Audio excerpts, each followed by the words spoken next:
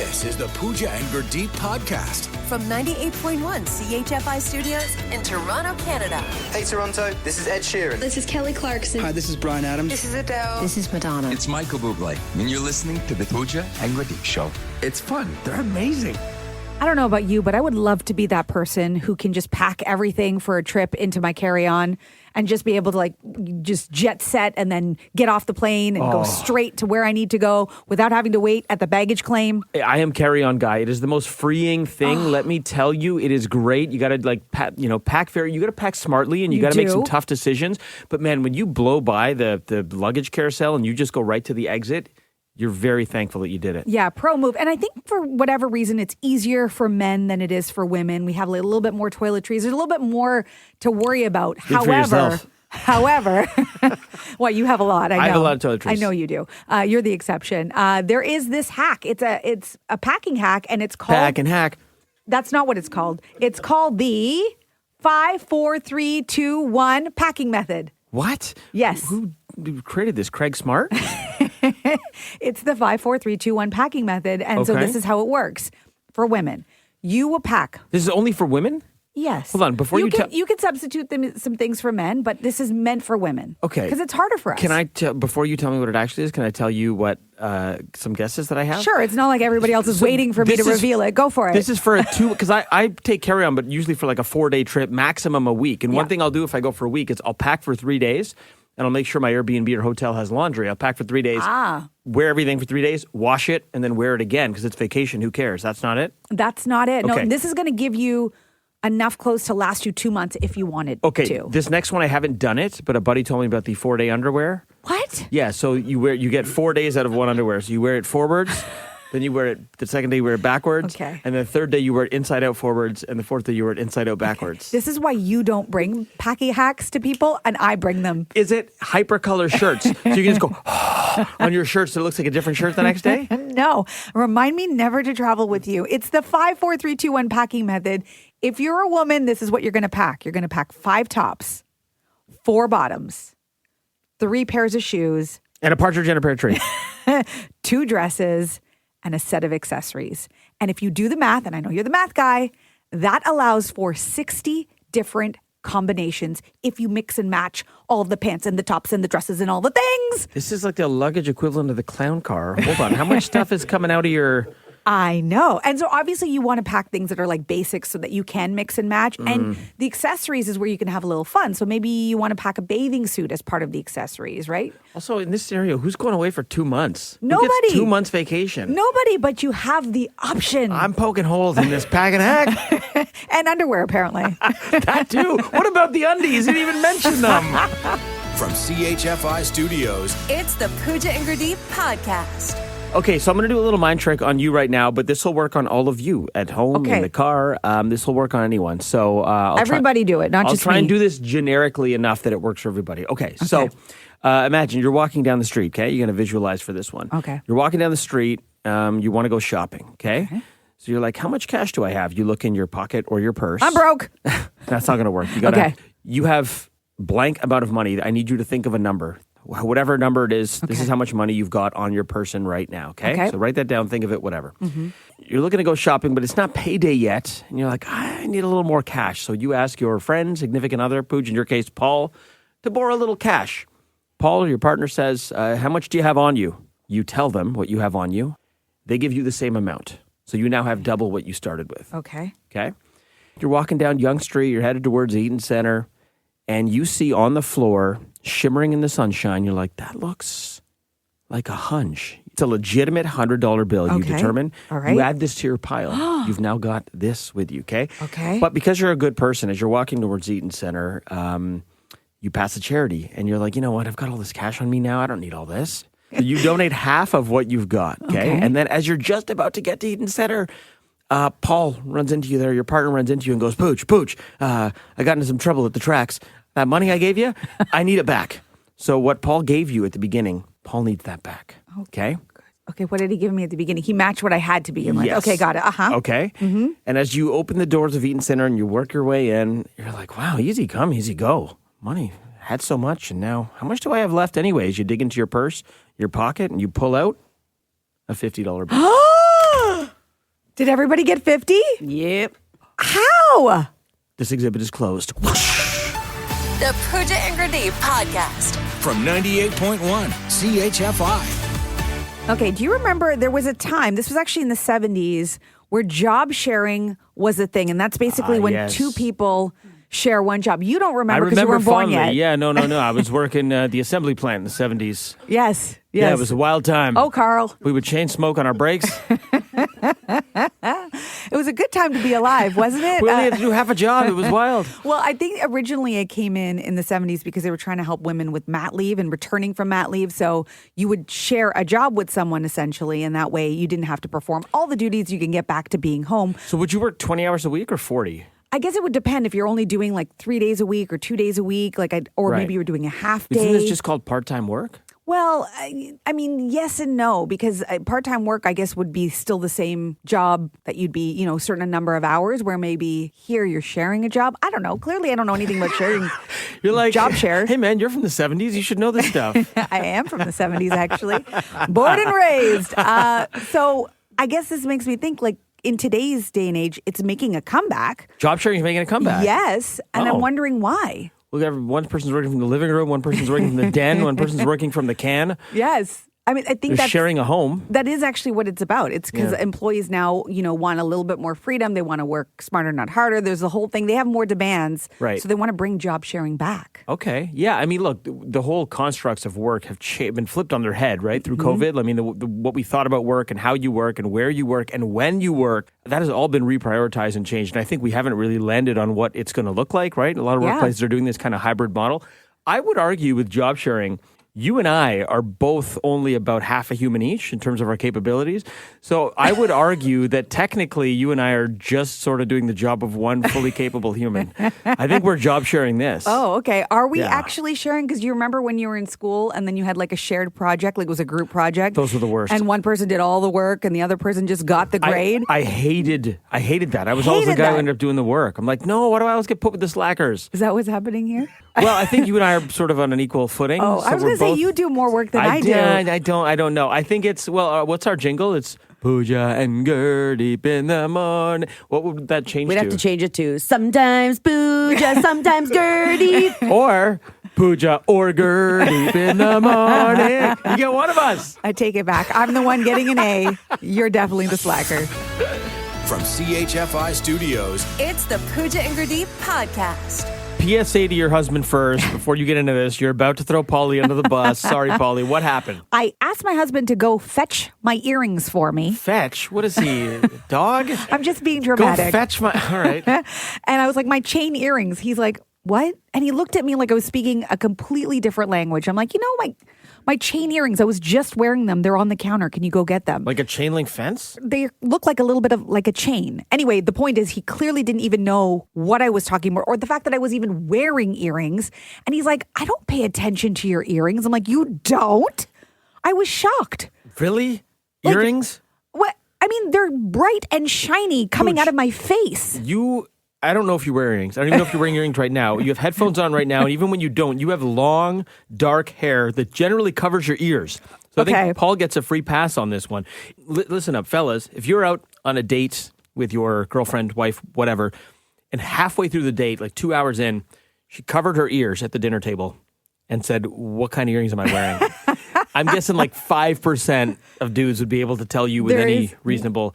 No way. Guys don't notice earrings. I guess it's just not something like, look, and I'm not putting on the earrings for my husband. I'm putting on the earrings for myself. It's not for him. But I guess I just never realized that he's not even paying attention. He's looking at my face and not at anything that surrounds it, even if it's shiny and in your face. First time in history a guy's got in trouble for looking at a woman's face. Guys don't notice, this just in, guys don't notice like face accessories. Like it's not a face accessory. They go in your ears. It's a head accessory, whatever. Like we'll notice like eyebrows if the girls are wearing their weird ones. Like they're wearing their, like some, okay, listen. Hold on. Eyebrows are not accessories, you right? Don't wear them. Listen, they're not meant to be accessories if you just don't touch them like you're supposed to. I'm probably going to get in trouble for this. Some women do too much to their eyebrows and then you notice them. You should never notice someone's eyebrows. They're just there to blend into your face. The minute, you know what I'm talking about. As soon as you meet a woman and the first thing you see is their eyebrow, and that should never happen because like they've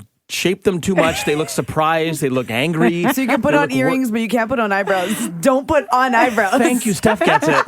Don't put on your eyebrows. Fetch me those really colorful eyebrows, won't you? The Pooja and Gurdeep podcast.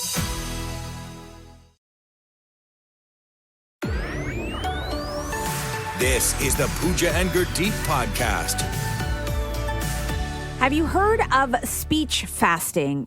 Speech fasting is when you stay completely silent from the moment you wake up until midday. This is great. You should try it. Hey.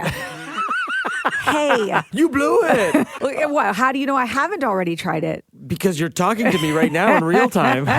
Well, like in the past, is this not something you think I'm even capable of? Well, because I would have, if you tried it, I would have just got a bunch of happy emojis from Paul. I would have known about this. I will admit, this would be tough for me to do. Speech fasting, not talking at all until midday. That's a lot of hours. Oh, it's only till midday? Yeah. That honestly, it's not so bad. We could both totally. I've probably done this by accident on a weekend because I live alone. Oh. And some days where you sleep in, I'm sure I've done this by accident. I've heard you around Coffee the Pooch, and you talk to her a lot. You probably don't even know you're talking to her. Cute dog sounds count as talking? If I'm Yes. just like, No. coffee. Yeah. That counts as talking? Complete silence. You've heard about people who go on like silent retreats, right? One of my good friends went on an 11-day silent retreat. You weren't allowed to even take a book. You weren't allowed to journal your thoughts. It was complete silence with no distraction. It's the same thing until midday. Well, not really the same thing. Once till midday, once for 11 days. So this is basically the intermittent fasting of talking, is what you're saying. Yes. Some people don't eat till noon. You're not speaking till noon. You don't lose any weight in this process. All that happens, and they do say there are health benefits, is that it lowers your blood pressure, which is a good thing. It saves your vocal cords. Saves your vocal cords. A lot of like singers and people who actually have to use their voices a lot do For this sure. for that Voice reason. rest, Makes yes. sense. But you don't have to be one of those people to get the benefits. Also, it reduces your levels of cortisol, which we know is that stress hormone. So you don't want that. I've done this for 5 weeks, right? Oh, yeah, when you had laryngitis. I had laryngitis when we were at our last job from talking too much. I blew out my vocal cords, and I was on voice rest off air for 5 weeks, and it was amazing. It was amazing for me, too. Yeah. Yeah. It was great. It's We the didn't best have to 5 weeks yeah. of my life. From CHFI Studios, It's the Pooja and Gurdeep podcast. We live in a world of scrolling our feeds and with so much information, and pretty much every day I learn something that I'm like, I probably should have known this. Yes. Why am I today years old when I've learned this? Does this happen to you as well? Oh, my goodness. It happens all the time. It happens in front of you guys a lot, too. And then you're like, how did I you see not your know face. that? Your eyes get wide and you go, oh. Do you remember when we were in a meeting, all of us, and I was like, let's get some Timbits. And then we were eating Timbits. Oh, yeah. And I was today years old when I found out that the Timbit is actually the hole in the donut. And, in the States, I believe they just call them donut holes. Well, then if you said donut holes, I would know. Yeah, but Timbits is much cuter. We do it better in I Canada. just thought they It's were like mini It's like the donuts. Canadian Niagara Falls versus the American Niagara Falls. Ours are better. Timbits are better than donut holes. I mean, they're delicious, but I didn't know. And now I know. yeah, that one kind of shocked me. Yeah. TBH. Like, not shocked me that those are donut holes. Shocked me that you didn't know. No, I know. Yeah. I was today years old. Yeah. What about you? Mine's dumb, but... Like mine was so smart. Yeah. I had some cousins' kids visiting recently, and so took them to, like, where are you going to take kids to blow their energy out? Chuck E. Cheese, obviously, right? You go to Chuck E. Cheese. Yeah. Do you know what Chuck E. Cheese stands for? Like his full name. Like, what does Chuck E. Cheese's driver's license say? You know this? No. You ever heard of this? Can't say I've ever thought about it. Charles Entertainment Cheese is his name. What? Yeah. I did not know. His name is Charles Entertainment Cheese. I don't think this one counts as I was today years old. Why This not? I don't think it counts. I think you're missing. I told you it's dumb. I think you're missing the point. No, I'm not. Like Nobody knows Charles Entertainment Cheese. Like, that's what This was a today I made this up. No, that's what his parents probably call him when he's in trouble. Like, when they find something under his mattress. They're like, Charles Entertainment Cheese, you get down here. nobody at home or in their car right now is like, oh, I'm so glad you explained that. This is why I prefaced it, guys. Mine is dumb, okay? Steph, what about you? Okay, do you know the term Debbie Downer? Yeah. You think it's been around for like ever, right? Because everyone's always said it. Yeah. I just found out last week that it came from a sketch from Saturday Night Live Yeah. in Debbie- 2004. Yeah, Debbie Downer. But I thought it was like forever. Like I thought they just used Like it was that just a term- saying. Yeah, like a negative Nancy. But Debbie Downer specifically came from Saturday Night Live. I didn't know that. Did you know that? I did not know that. I know the skit. But I did know that Negative Nancy came from In Living Color. Little known fact. Okay. Yeah, from that sketch show. Did you guys know I just made that up.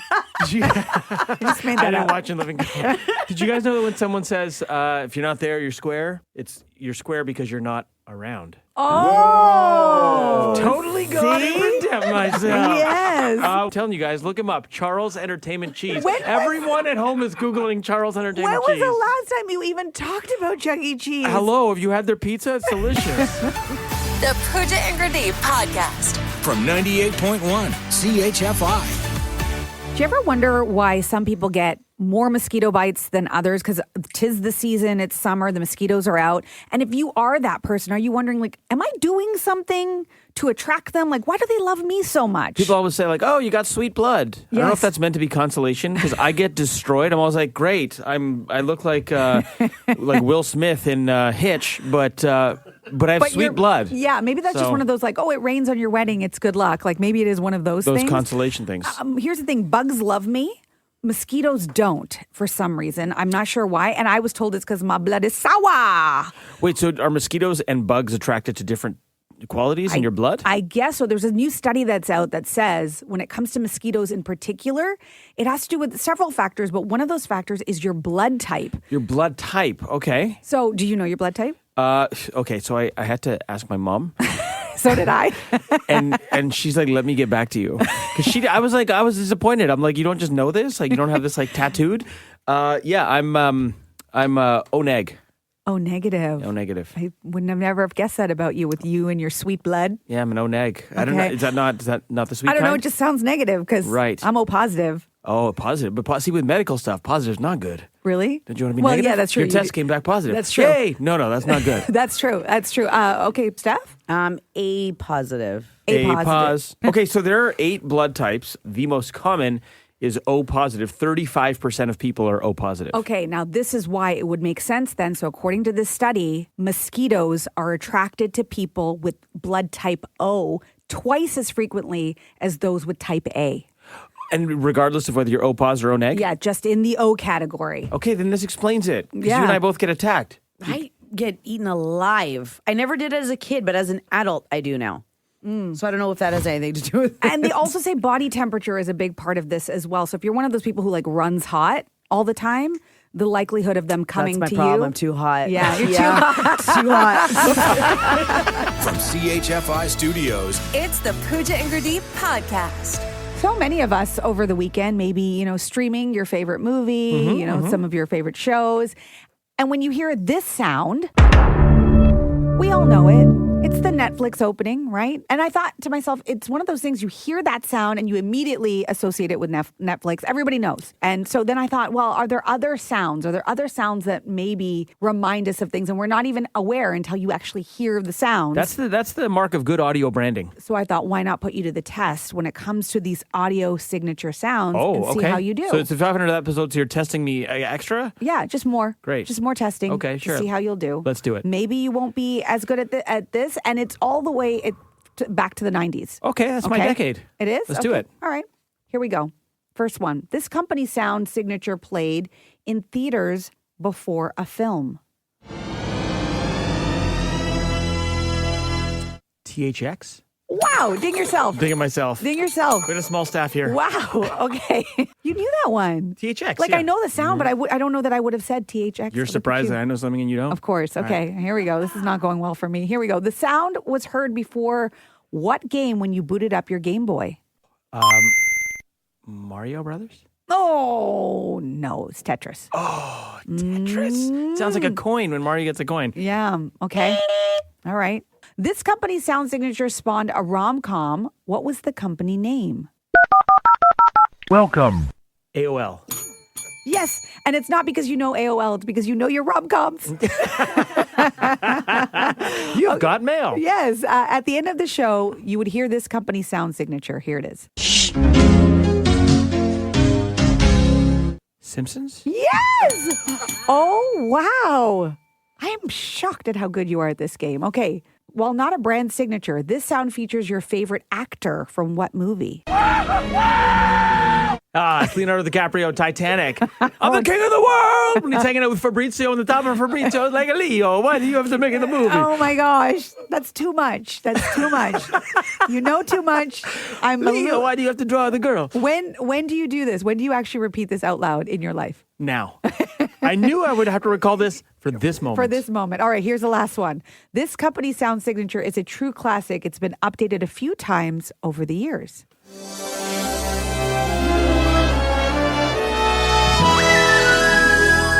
Disney. Yes.